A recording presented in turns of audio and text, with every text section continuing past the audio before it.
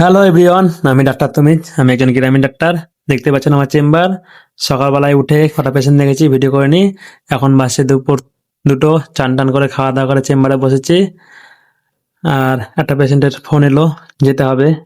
বাইরে একটা পেশেন্ট বসে আছে, আর বাইক নেই, তবুও যেতে হবে। দেখুন কিভাবে যাই আমরা, কিছু করার নেই আমার। এই যে আমার চেম্বার দেখতেছেন, পকেট আছে দুটো ক্রিম। ক্রিম দুটো একটা বাড়ি দিতে যাব, যে আমার এই পাশে গ্রামের নাম করবো না। মানে অ্যাক্সিডেন্ট হয়েছে আমার, হাত খাম, তাও যেতে হচ্ছে।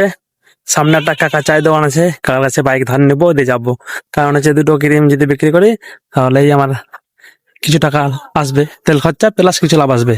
এখন বাসছে 3:30, 5 মিনিট যেতে 5 মিনিট আসতে, 10 মিনিটে দিয়া হয়ে যাবে। গ্রামীণ ডাক্তার, সে আপনি আর হাত খাম থাক অসুখ, আপনি গ্রামের লোকজন বুঝবে না। যদি না যান তা বলবে যে ডাক্তার বাবুর অহংকার হয়ে গেছে, ঘ্যাম হয়ে গেছে। তার গাড়ি। আর আমার দোকান দেখতে পাচ্ছেন, যারা আমার ফেসবুক ফ্যামিলি আছে তারা চিনে। এই দোকান আমার, এই বাড়ি। এই করতে করতে জীবন শেষ হয়ে যাবে। গ্রাম থেকে মানে গ্রামে মলমটা দিয়া কমপ্লিট। কোন গ্রাম মানে চিনে থাকলে একটু কমেন্ট করবেন। আমার এই পাশে 2 কিলোমিটার আন্ডারে। এখানে আস্তে আস্তে চেম্বার থেকে ফোন করলো 3 জন, যে মেডিসিন নিতে এসছি।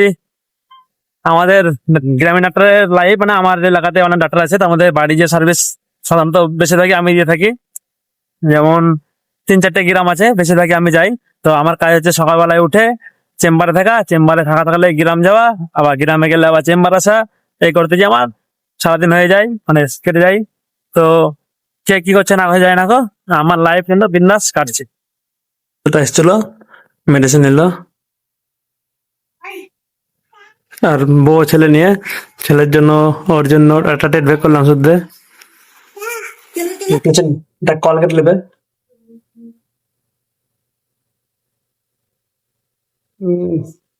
বুঝলে নাই? নোংরা দাম এআই পেশেন্ট। এত।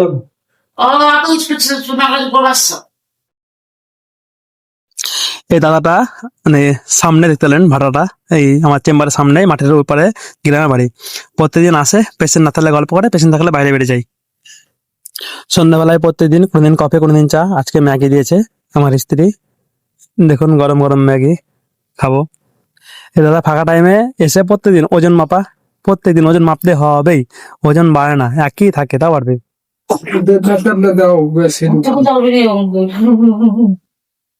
মাসুল খাই দিতে মাসুল যদি আমার কাছে না থাকে তো দিতে হবে না।